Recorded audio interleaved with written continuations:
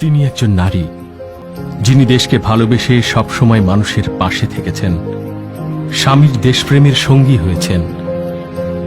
হঠাৎ যখন সেনাবাহিনীর একদল বিপদগামী সদস্যের অতর্কিত আক্রমণে বীর মুক্তিযোদ্ধা, গণতন্ত্রের রূপকার প্রেসিডেন্ট জিয়াউর রহমানের জীবনাবসান ঘটল, ঠিক তখনই স্বামী হারানোর শোককে শক্তিতে রূপান্তরিত করে তিনি বেছে নিলেন দেশ গড়ার হার না মানার সংগ্রাম।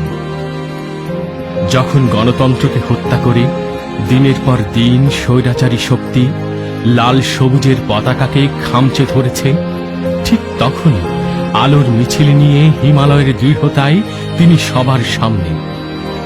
দল ভিন্ন হলেও তিনি সহানুভূতির হাত বাড়িয়েছেন শেখ হাসিনা সহ অন্য সবার প্রতি। এক হাতে স্বৈরাচার দমনের পাশাপাশি অন্য হাতে তিনি আগলেছেন দেশ ও দেশের মানুষকে। তাই তো আপসহীন এই নারীকে জনগণ ভালোবেসে উপাধি দিয়েছেন দেশ নেত্রী। কিন্তু তার এই জনপ্রিয়তায় ঈর্ষান্বিত হয়ে বারবার তাকে প্রতিহিংসার আগুনে পোড়াতে চেয়েছে আওয়ামী লীগ সহ গণতন্ত্রের বিপক্ষের শক্তিগুলি। ঘর ছাড়া করে খালি হাতে তাকে রাস্তায় নামিয়েছে সন্ত্রাস ও লুটেরার দল। ১/১১-তে মামলা হয়েছে শেখ হাসিনার নামে ১৪টি, কিন্তু সকল স্বৈরাচারকে ছাড়িয়ে যাওয়া মুখোশধারী হাসিনা নিজের সব মামলা তুলে দিয়ে রাজনৈতিক প্রতিহিংসায় ফাঁসিয়ে দিয়েছে দেশনেত্রীকে।